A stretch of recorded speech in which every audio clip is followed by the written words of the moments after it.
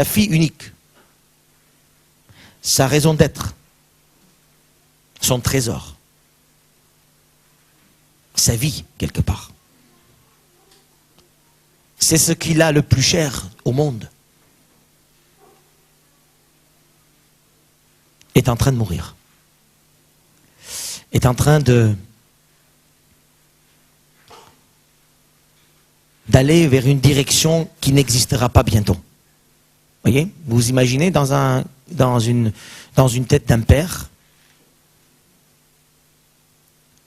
Parfois les mères pensent qu'elles sont plus proches de leurs parents, de leurs enfants. Détrompez-vous. Les pères, ils ont d'autres sentiments. Les pères, ils réagissent vraiment autrement que les mères. Et je vous assure que les pères, quand ils commencent à réfléchir, quand ils sont touchés par leurs sentiments, quand ils sont touchés par les tripes, ils réagissent d'une façon encore plus forte que les mères. Mais bon, les mères n'acceptent pas tout souvent ça. Les mères vont toujours critiquer comme quoi elles sont les seules, etc. Bon, ça c'est un autre problème. En tout cas, ce père Jairus, je le comprends bien parce que j'ai une fille unique de 12 ans aussi.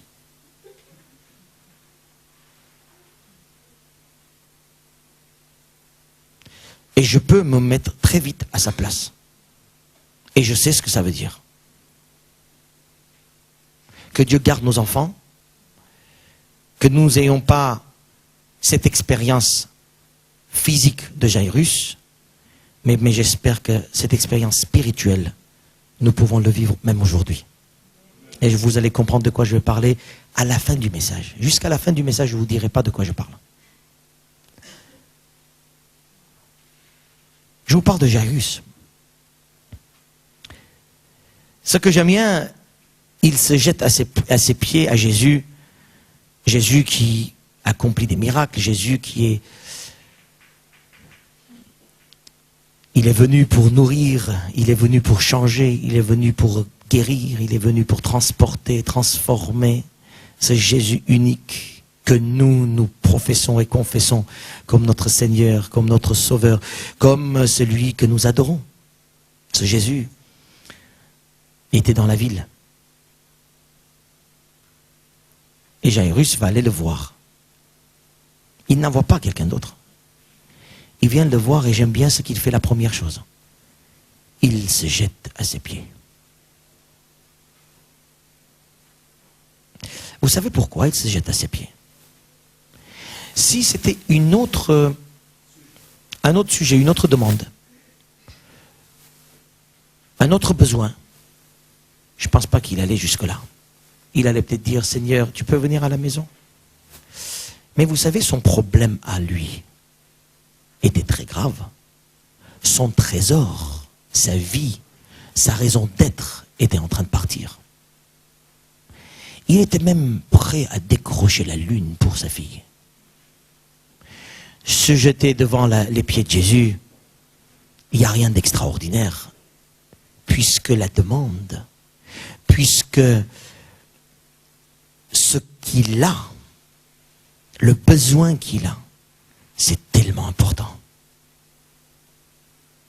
Sa fille était précieuse pour elle, plus que toute autre chose. Comprenez bien quand je parlais de la fille, puisque je vais vous dire 2-3 choses sur la fille après. La fille était précieuse pour Jairus, plus que toute autre chose. Ah ben c'est normal qu'il se jette aux pieds de Jésus, hein, n'est-ce pas? Oui ou non? C'est normal qu'il va supplier. C'est normal qu'il va oublier son ego. C'est normal qu'il s'en ficherait royalement de ce que les autres vont dire de lui. À ce stade-là, ma fille est en train de mourir. Je m'en fiche de ce que tu me dis, de ce que tu penses de moi, de ce que les autres pensent. Je m'en fiche de mon orgueil, je m'en fiche de mon statut, je m'en fiche de ce que je suis. Je m'en fiche de ce que les autres, voyez, je m'en fiche royalement. Parce que j'ai quelque chose de plus important à régler. Les parents comprennent très bien ce que je dis, et ceux qui ne sont pas parents, ils comprennent aussi.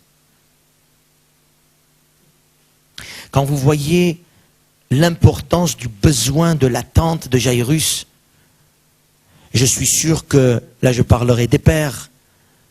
C'est fête des pères bientôt là? Voilà, ben, je fais le message des fêtes des pères en même temps, voilà. J'avais pas prévu. Nous les pères, on va dire, je m'en fiche. J'attends ma fille. J'attends une réponse, quelque chose, parce que ce qui arrive à ma fille est plus important que moi, que mon salaire, que mon patron, que mon voisin, que les uns et les autres, que ceux qui vont dire un, que ceux qui vont dire l'autre. Pour moi, le plus important, c'est ma fille, parce qu'elle est plus haut que ce que je peux penser, même plus important que ma femme, à ce stade-là. Alléluia. Parce il a compris, pas il a compris, il savait que sa fille était très précieuse. Et du coup, il oublie lui-même. N'est-ce pas? Oui ou non? À ce moment-là, il ne va pas dire « Comment je suis habillé ce matin ?»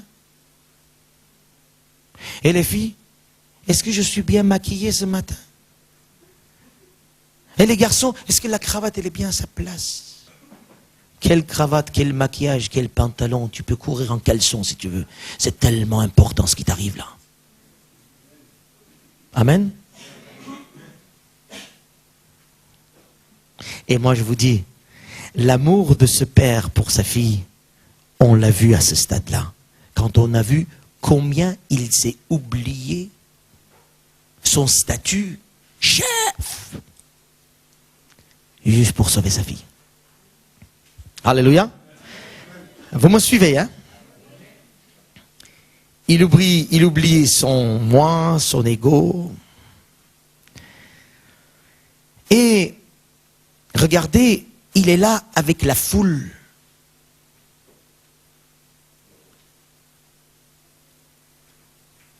Et quand on n'a pas lu, mais vous connaissez ce qui se passe, dans la foule, il y a une autre femme qui arrive et Jésus est occupé à guérir cette femme. Donc en fait, Jésus prend du temps. Il tarde. Il s'occupe d'autres personnes.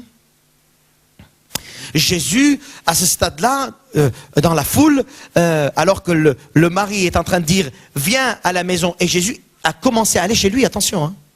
Jésus a commencé à aller chez lui. Sur la route, obstacle, blocage. Sur la route, contretemps. Les choses ne vont pas comme on veut. C'est ce qui se passe pour Jairus.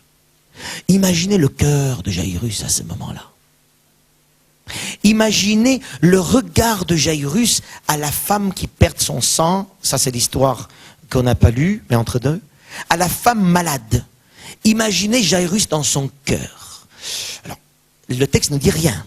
Mais on peut imaginer deux choses. La première, qu'est-ce que tu fais là? Casse-toi, laisse-moi tranquille. Jésus doit venir chez moi. J'ai ma fille qui est en train de mourir. Oui ou non? Je sais pas, est-ce que je dis quelque chose de pas normal? Et les papas? Non, je pense qu'on dirait la même chose. Tu nous bloques. Tu nous perturbes.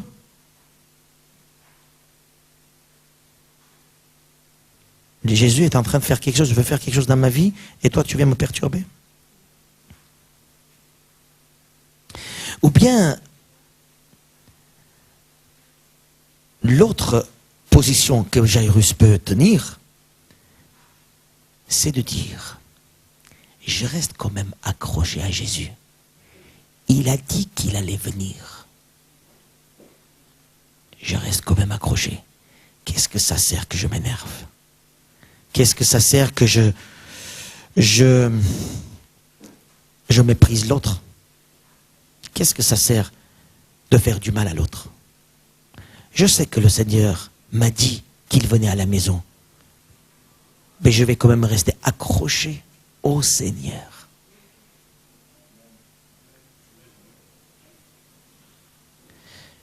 Quand tout va bien, c'est très facile de dire ça. C'est justement quand tout va mal qu'il faut voir où est-ce qu'on en est.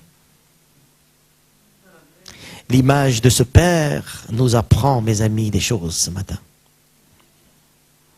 Il reste accroché à Jésus malgré la foule, malgré les obstacles, malgré les attaques, malgré les paroles, malgré les candidatons, malgré, je disais tout à l'heure, son ego. Il s'en fiche. Ce qu'il veut, lui, c'est tout de suite la guérison de sa fille. Son unique, son trésor, elle est précieuse plus que toute autre chose. Et c'est ça que je ne veux pas lâcher. Seigneur, le reste, c'est pour moi décoratif. Alléluia. Hein? Il savait qu'est-ce qui le faisait courir. Sa fille. L'important, c'était ça. Du coup, il a dit... Pas besoin que je m'énerve avec les uns et les autres. Pas besoin que je crie. Je ne veux pas tarder encore plus parce que Jésus va dire pourquoi tu as crié et tout ça. Et on va perdre du temps avec ça. Je vais rester tranquille jusqu'à ce que le Seigneur vienne chez moi. Parce que pour moi, c'est pas avoir raison qui est important. C'est la guérison de ma fille qui est importante. J'espère que vous arrivez à comprendre un petit peu où je veux en venir.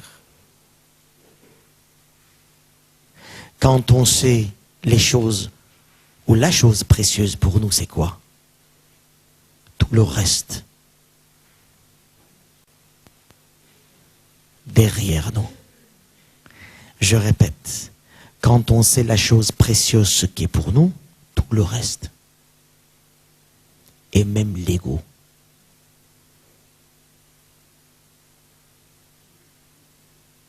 Quand il y a des problèmes dans les personnes, dans les familles, dans les relations, dans les églises, n'importe, c'est parce que quelque part l'ego est encore dans les parages. Parce que la personne n'a pas encore, ou les personnes, ou les situations n'ont pas encore compris qu'il y a une chose plus importante et plus précieuse qu'on ne doit pas lâcher. N'est-ce pas? Ce Jairus, notre ami chef de synagogue, a compris que pour lui, la chose la plus précieuse, c'est sa fille. Alors on s'en fiche pour le reste. On ne veut pas perdre du temps. Jésus vient, il va jusqu'à toucher ce qui est la chose la plus précieuse pour moi. Alléluia. Et pourquoi je vais perdre du temps avec des autres? Vous voyez, imaginez Jairus, s'il aimait un peu moins sa fille, je suis sûr qu'on n'aurait pas cette histoire déjà. Et deuxièmement, je suis sûr qu'on aurait eu une autre version. Jairus, chef de synagogue, va envoyer des gens. Comme le centenier à un moment donné. Hein. Envoyer des gens, va appeler Jésus. Je suis chef, moi. Me mettre à pied devant les autres. Qu'est-ce que les autres vont dire de moi? Ils vont dire qu'alors je suis un bon à rien. Et après, peut-être qu'ils vont se moquer de moi la semaine prochaine en disant, on t'a vu, tu t'es mis à genoux devant Jésus. Il est mort maintenant, où il est?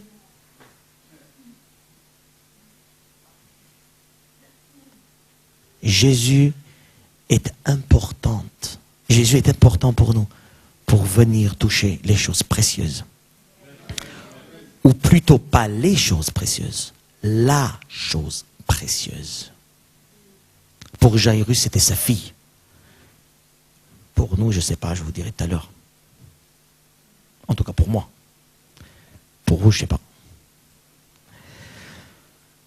Regardez, il est accroché à son maître, à son Seigneur. Alors je vais même pas dire son maître, son Seigneur, parce qu'il... Non, c'est pas son maître, c'est pas son Seigneur. Comme vous le louez, il ne l'a pas fait. Comme nous disons que Jésus, Jésus, Jésus, non Seigneur, mon Sauveur, lui, il l'a pas fait. Lui, il voulait tout simplement sauver sa fille. Alléluia. Il veut sauver sa fille. Il veut que la chose la plus précieuse pour lui soit arrangée, qu'il prenne vie. Ce que j'aime bien dans Luc, il dit, le texte, il dit que sa fille, sa unique, elle se mourait. C'est-à-dire, elle était en train de mourir. Elle n'était pas morte.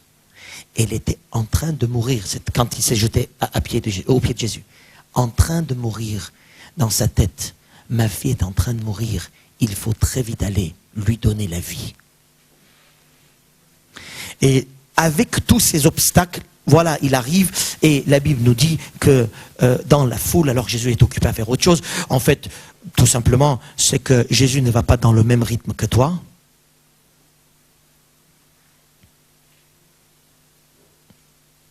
Ça nous énerve, hein? Ça nous énerve quand il ne va pas dans le même rythme que nous, hein? Jésus ne fait pas comme j'ai envie. Et même dans les formes, parfois, je suis étonné de voir comment le Seigneur s'occupe du fond des problèmes, mais aussi dans les formes. Et par les formes, parfois, il nous apprend des choses. Et c'est extraordinaire. Et il ne fait pas comme j'ai envie. Hein. C'est beau, ça. Et je suis encore plus rassuré. Heureusement, il ne fait pas comme j'ai envie. Comme ça, je suis sûr que ce n'est pas moi qui fais. C'est lui qui fait. Alléluia. Mauvaise nouvelle arrive. Ta fille est morte, Jairus, mon ami. Arrête ici. Il n'y a plus rien à faire. Voilà un peu le... Hein? Ta fille est morte. Arrête ici. Il n'y a plus rien à faire. Imaginez à ce stade aussi la pensée de Jairus. S'il n'y avait pas l'autre femme, si c'était pas comme ça, s'il m'aurait fait ça, s'il m'aurait fait ci et les conditions, et ouais, mais tu sais, et tout ça, voilà. On part toujours en arrière. Mais aussi, en tant que père, imaginez à ce stade-là que Jairus commence à penser à sa vie sans sa fille. Ta vie est morte. Tu n'auras plus de fille. Unique, il n'y a plus de fille. Imaginez à ce stade-là, Jairus, quoi? Comment je vivrais sans ma fille? Mais qu'est-ce que ma vie deviendrait sans la chose la plus importante pour moi? Imagine. Il imagine ça. Hein? Comment je peux vivre? Comment je survivrais de ça? Mais est-ce que je sortirais indemne de ça? Sans la chose la plus importante de ma vie? Voilà comment il se pose la question. Vous avez entendu une nouvelle aussi douloureuse qui concerne votre famille? Un tel est parti. La première réaction, qu'est-ce qu'on va faire maintenant? Sans lui ou sans elle dans la famille.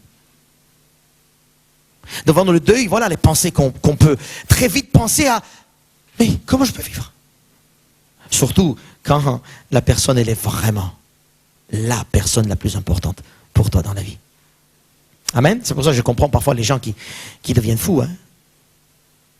Asile psychiatrique, hein, pour certains, hein, après un deuil. Je ne survivrai pas. Jamais je vivrai sans ma fille. Voilà les pensées qu'il a eues. Et à ce stade-là, Jésus donne la parole. Qu'est-ce qu'il dit? Ne crains pas. Ne crains pas. Crois seulement. Elle sera sauvée. Voilà ce que Jésus dit à ce stade-là. Ce qui est cher pour toi, mon petit Jairus, dit Jésus. Ton trésor, ta raison d'être, ta fille que tu aimes tant, ta fille qui a pris une première place pour toi, ta fille, la seule chose qui est précieuse pour toi, elle sera sauvée, t'inquiète pas. Parce que je suis là pour ça.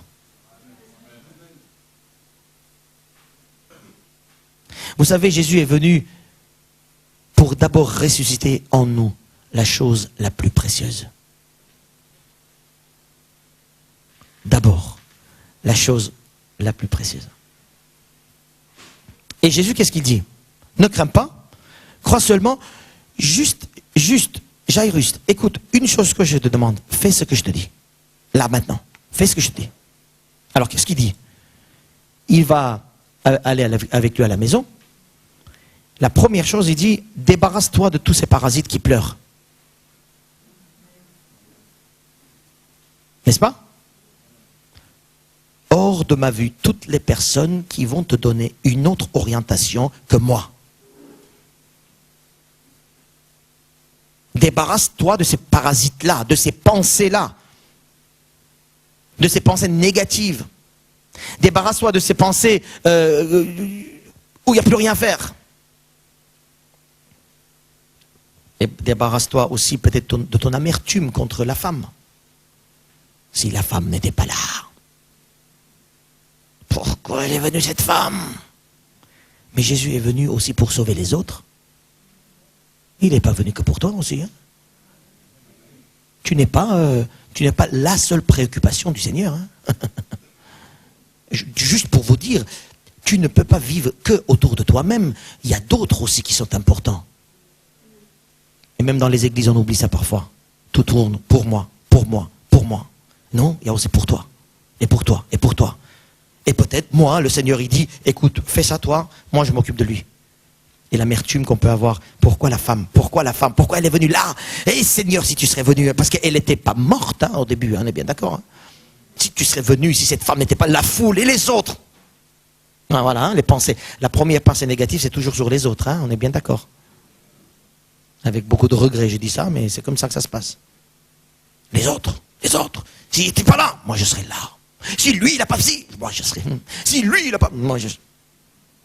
Jésus dit, calme-toi, débarrasse-toi de ça. Débarrasse-toi de tes parasites. J'espère que vous comprenez un peu ce que je dis. Ça sert un peu ce message à quelque chose? Ah, sinon, on peut faire la collation très vite. Si ça va continuer de la même manière, il n'y a aucun problème. Moi, j'ai appris ma leçon pour moi. Je veux le partager avec vous, si vous voulez bien. N'oubliez pas, le Seigneur, c'est un roi, et il ordonne. Débarrasse-toi de ces pensées, de ton indignation, de ta colère, de ta haine, de ton amertume, de toutes les choses qui dégoûtent le Seigneur. Je peux dire ce mot? C'est pas trop dur. Toutes ces choses, toutes les parasites qui dégoûtent le Seigneur, il dit débarrasse-toi de ça, moi je veux intervenir. Débarrasse-toi aussi des personnes qui t'influencent. Eh oui. Eh oui. Il y a des personnes comme des parasites autour de nous parfois. Dans le monde, dans nos voisins, ailleurs, n'importe où. Malheureusement, parfois dans les églises, mais bon, il n'y en a pas beaucoup. Et ça arrive aussi. Les parasites. Qui te rappellent toujours l'événement de la mort. L'événement de l'échec. L'événement de la colère. L'événement de la haine. Débarrasse-toi de ces parasites. Entoure-toi des gens de bons conseils. Qu'est-ce qu'il a fait Jésus? Il a fait sortir tout le monde. Et qu'est-ce qu'il a fait? Il a dit, Jacques, Jean, Pierre, venez. Maman, tu viens aussi. Le reste dort. Si on savait d'être entouré des personnes du bon conseil. Si on savait trouver des personnes autour de nous qui nous donnent des conseils, qui sont neutres. Là, je dis bien neutres aussi.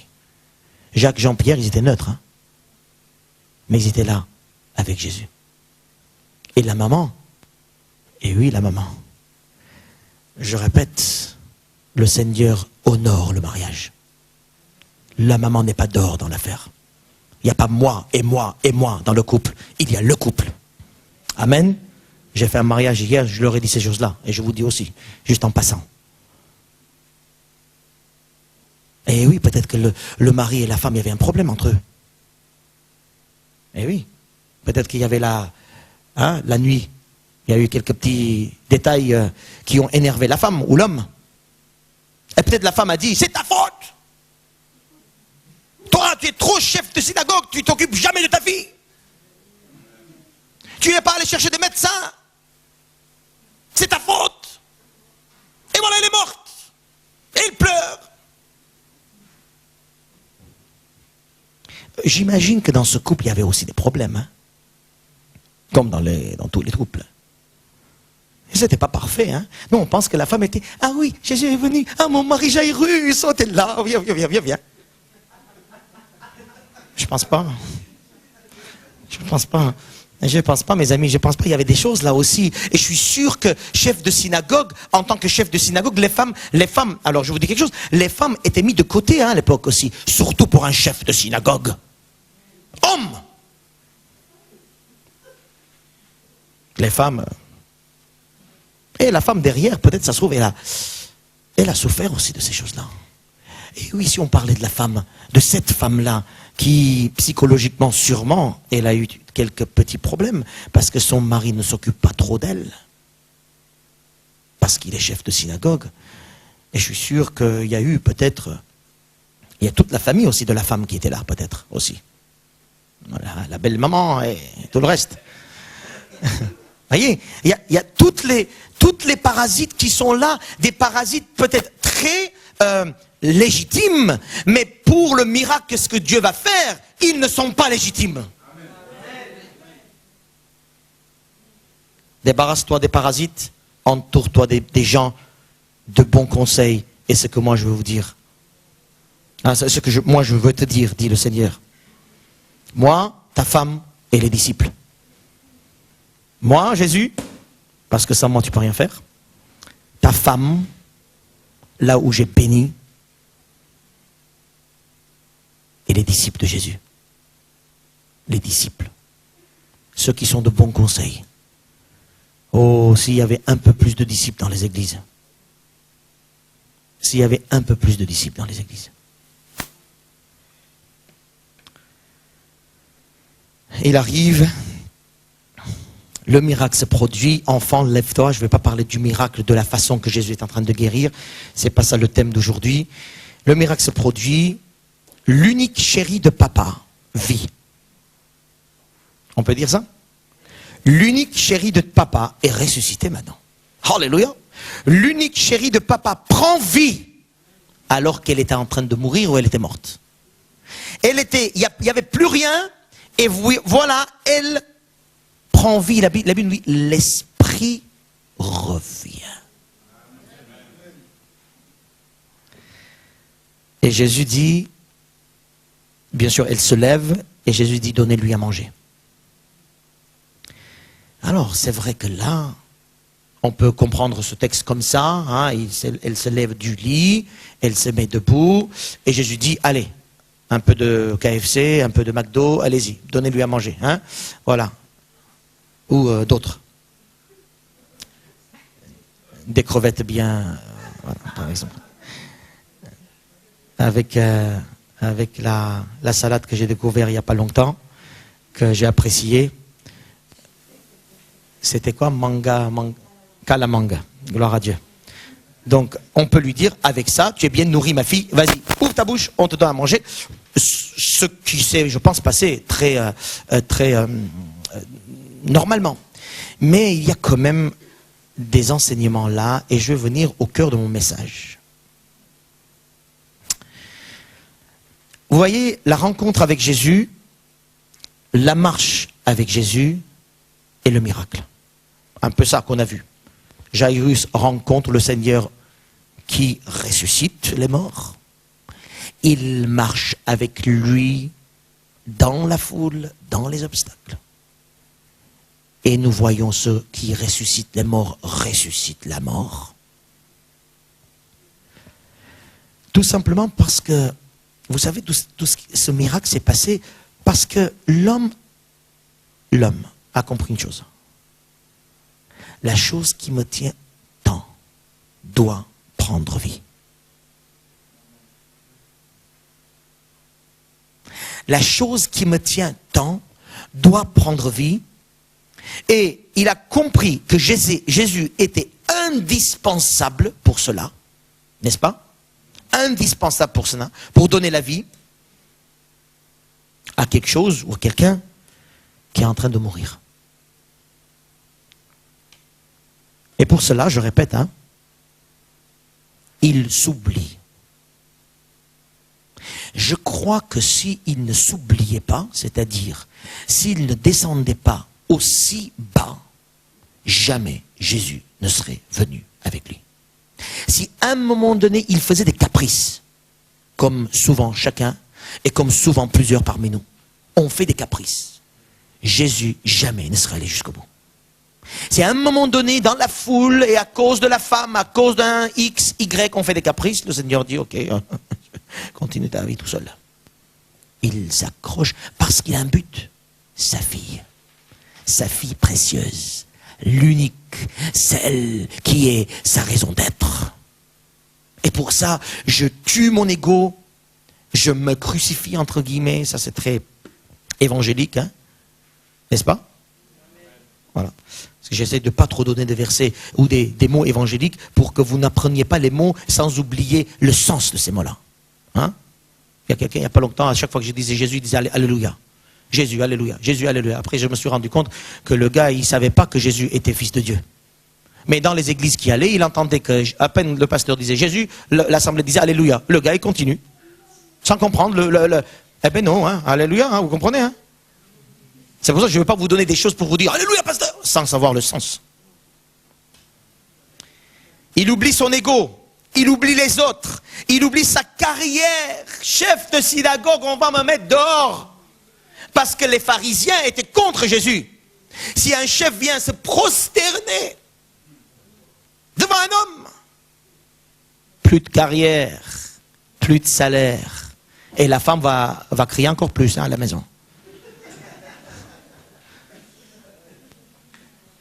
Eh oui. Plus de salaire, plus de carrière, plus d'avenir. Malgré tout ça, il met tout ça de côté et malgré tout ça, il vient devant Jésus. Parce qu'il avait un but. S'il n'avait pas ce but, jamais il aurait fait ça. Je ne pense pas. Jamais. Autant de sacrifices, jamais. Parce que le but était clair. Et il savait que sans sa fille, il ne pouvait pas marcher. Il ne pouvait pas vivre. Sans sa fille, il ne pouvait pas vivre. Alléluia. Qu'est-ce que la fille représente dans ce texte? La fille représente la chose la plus précieuse que je peux avoir dans ma vie. Moi, j'ai compris. Si là-dessus, on ne fait pas un travail personnel, si là-dessus, on ne sait pas quelle est la chose la plus importante dans ma vie, la chose la plus précieuse dans ma vie, on ne peut pas faire des activités, on ne peut pas faire des gestes, on ne peut pas faire des sacrifices, on ne peut pas tuer nous-mêmes, on ne peut pas... on ne peut même pas suivre Jésus. On suit Jésus comme Jairus, peut-être la première partie de sa vie, ou en tout cas de ce texte. Je demande un truc à Jésus, il vient, c'est super. Mais après, il y a des blocages dans la vie. Et oui, dans la vie chrétienne, il y a des choses qui ne vont pas comme on veut. Il y a des personnes qui viennent déranger. Il y a des situations qui viennent nous perturber. Il y a des situations qui nous tombent dessus. Quelqu'un qui ne sait pas quelle est la chose précieuse pour lui, ne peut pas continuer dans la vie chrétienne. Et quelle est la chose précieuse pour moi? Je parle de moi. Après, j'espère que vous allez vous poser aussi la même question.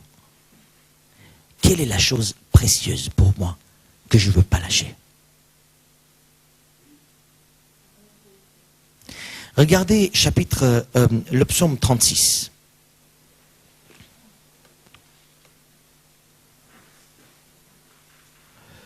Le psaume 36, verset 8.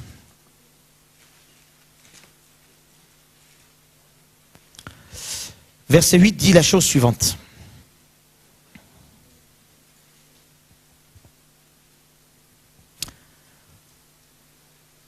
Vous y êtes?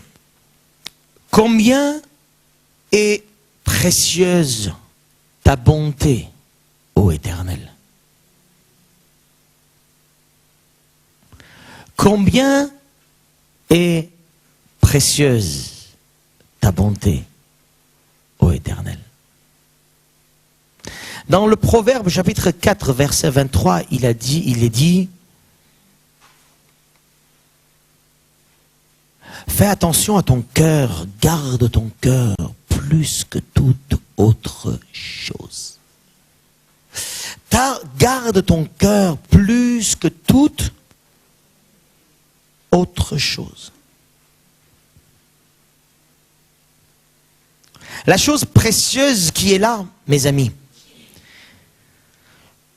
pour moi, je pars perso, La chose précieuse pour moi, alors là je répète et je vous le dis, ce n'est pas ma fille.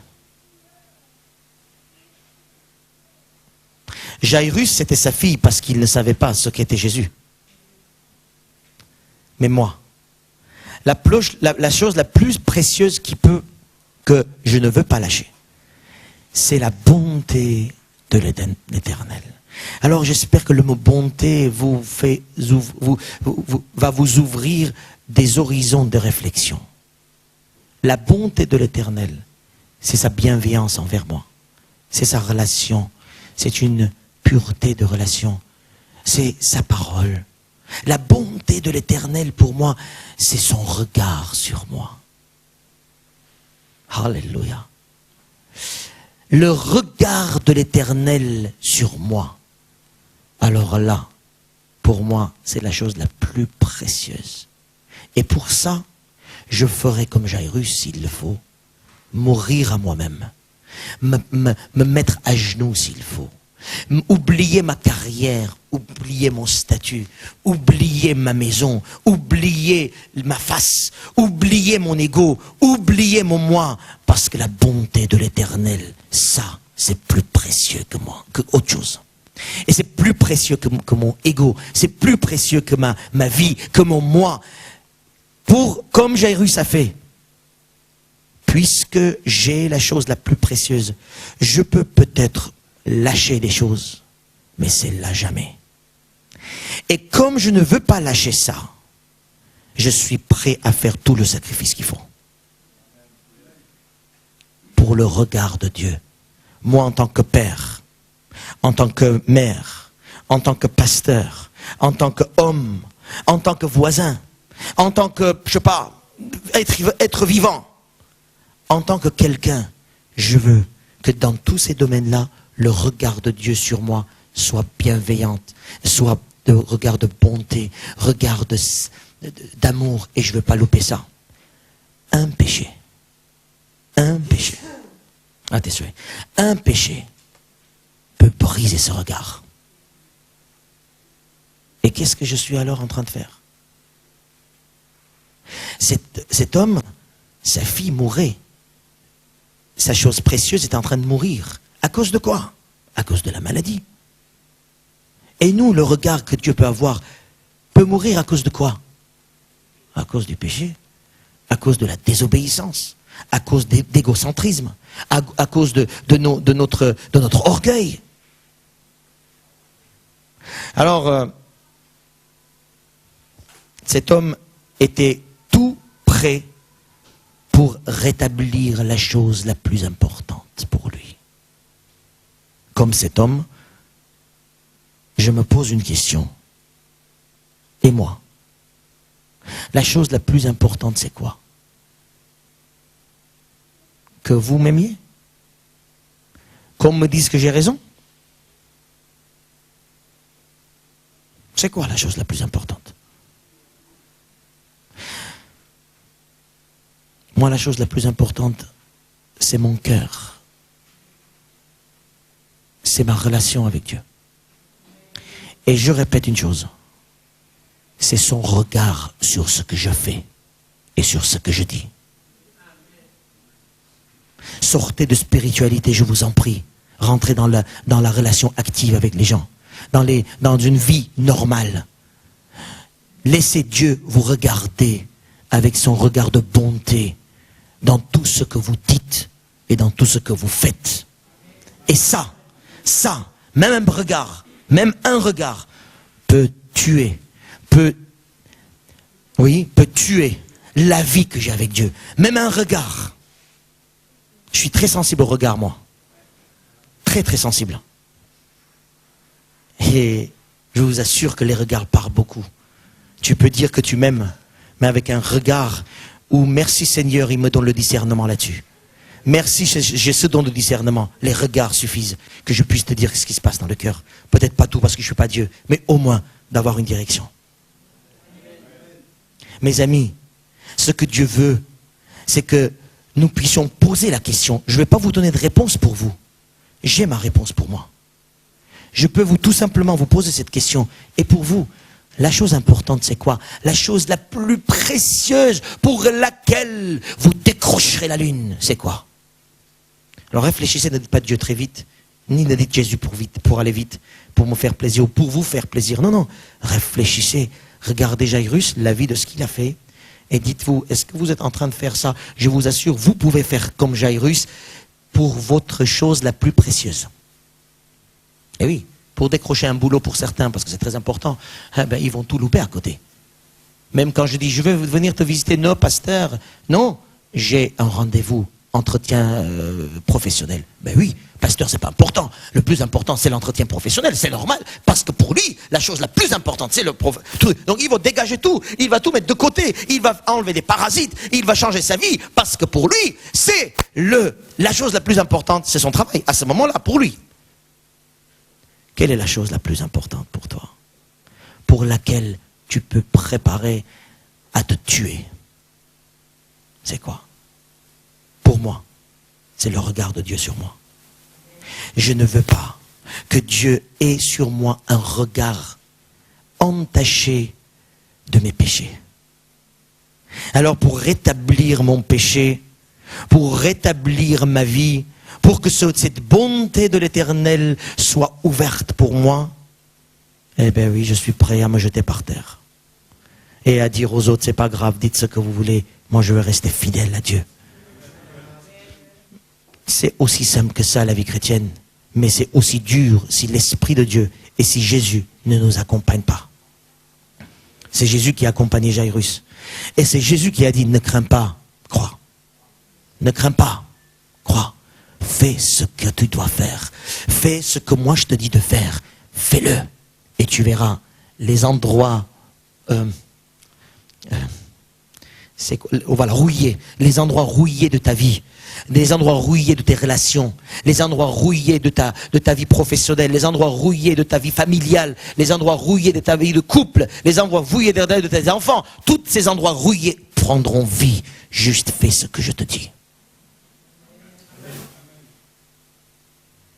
Si ces choses ont vraiment de la valeur pour toi. Parce que je me rends compte que parfois on dit beaucoup de choses, mais les choses qui nous tiennent vraiment à cœur, ce n'est pas les choses qu'on dit souvent. Ce sont les choses à laquelle nous pensons. Ce sont des choses derrière lesquelles nous courons. Ce sont les choses pour lesquelles nous combattons pour garder. Ça, c'est les choses précieuses pour moi. Alléluia.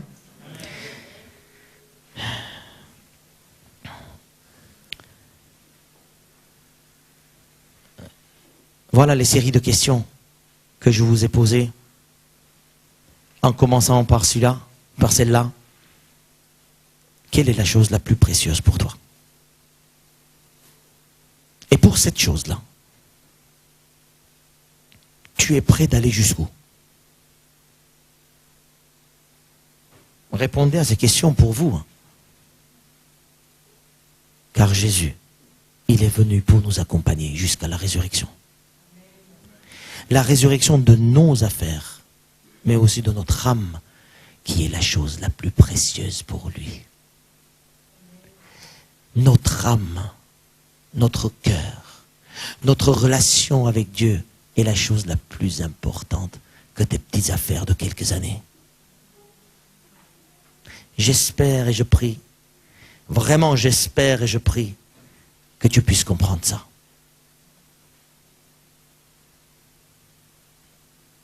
Alléluia. Seigneur notre Dieu, voici devant ta parole, devant cet exemple de Jairus, tu nous poses cette question. Et pour toi, quelle est la chose la plus précieuse? Est-ce que tu veux avoir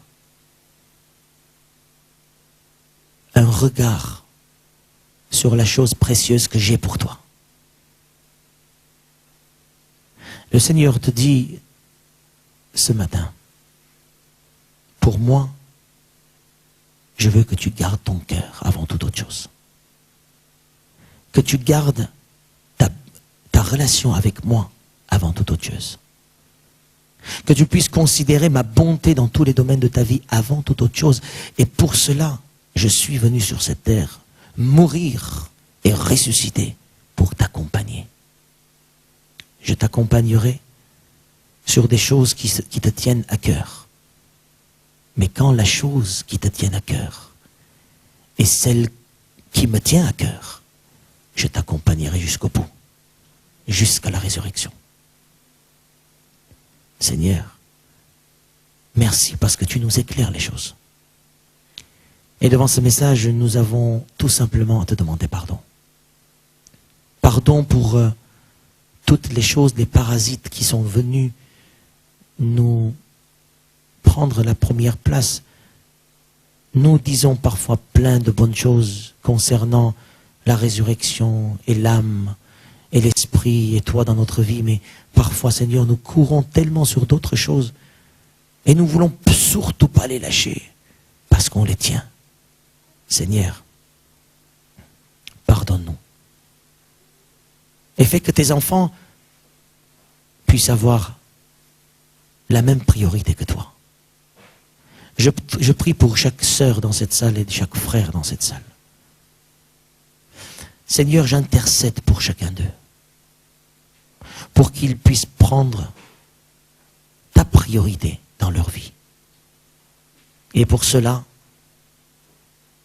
oui Seigneur, pour cela, comme cet homme, qu'ils puissent, Seigneur, lâcher de leur ego, lâcher de leur individualité et venir marcher avec toi. Merci Jésus. Malgré la foule, malgré les problèmes, tu restes encore à nos côtés. Et tu nous dis ce matin, ne crains pas. Crois. Alléluia. Je dis à une personne, ne pense pas que les choses sont cuites pour toi. Même quand les choses spirituelles sont mortes en toi, le Seigneur veut donner la vie. Veut donner la vie.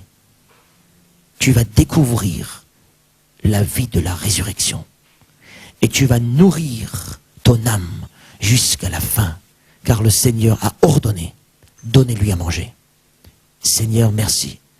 Merci car pas seulement tu ressuscites notre relation avec toi. Pas seulement tu ressuscites ta bonté en nous, notre cœur. Mais aussi tu nous donnes la nourriture.